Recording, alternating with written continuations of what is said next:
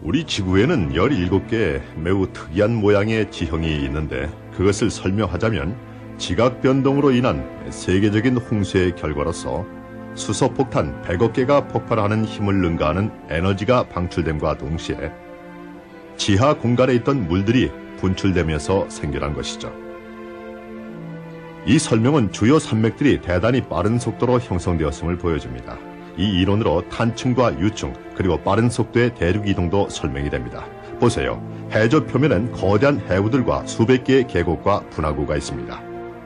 이 이론은 퇴적층과 또 대부분의 화석들이 생긴 이유를 설명해 줍니다. 얼어붙은 맘모스도요. 빙하기라는 것도 그렇습니다.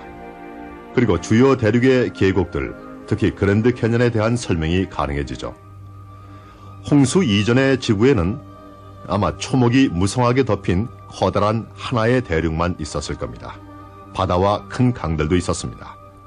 산들은 지금보다는 작았지만 아마 2700m 정도의 높이였을 겁니다.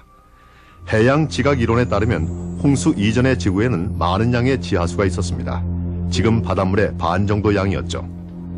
이 물은 지구 표면으로부터 16km 밑에 원형의 얇은 층을 형성하면서 내부로 이어져 있는 공간에 들어 있었습니다. 지하수의 압력이 증가되면서 지각이 팽팽해졌죠. 기압이 세지면 풍선이 팽팽해지듯이 말입니다.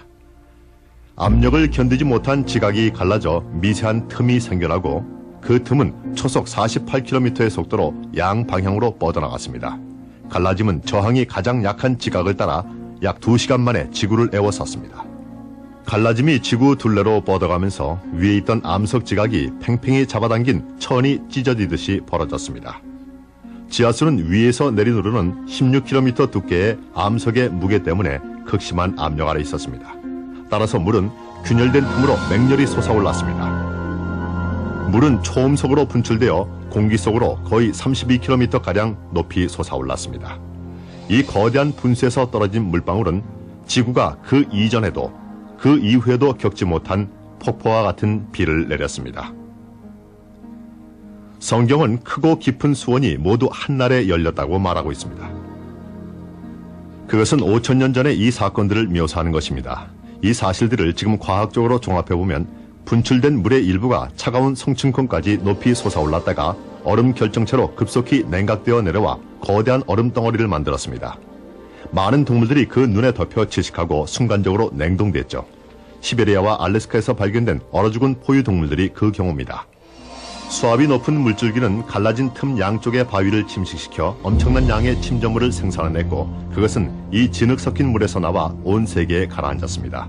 이 침전물들은 동식물들을 가두고 매장하여 화석 기록을 남기게 됐습니다.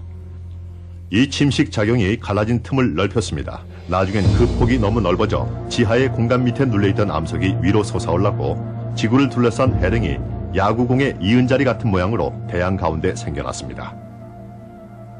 대륙 지각과 해양 지각은 밑에서 윤활제 역할을 하는 물 때문에 대서양 중앙에 솟아오른 해령으로부터 아래쪽으로 미끄러져 내렸습니다. 육중한 대륙 지각은 서서히 속도가 증가하여 시속 약 72km까지 도달한 후에 저항에 부딪히게 되자 압축되고 구부러졌습니다. 아래쪽으로 구부러진 해양 지각 때문에 해구를 형성했고 위로 구부러진 부분은 산맥을 형성했습니다. 이것이 바로 주요 산맥의 연결선들이 해령들과 평행을 이루는 이유입니다. 거기서 미끄러졌으니까요. 해양 플레이트가 해령에서 미끄러져 내리면서 매우 깊은 해저 분지를 만들었습니다. 그 안으로 홍수의 물이 흘러들어갔습니다. 대륙 위에 생겨난 오목한 그릇 모양으로 가라앉은 부분에는 당연히 물이 가득 고이게 됐고 이렇게 해서 많은 호수가 생겨났습니다. 여러분은 방금 머나먼 과거에 일어났던 대규모의 지각 변동을 목격했습니다. 성경의 대홍수 얘기를 세밀한 부분까지 뒷받침해주고 있습니다.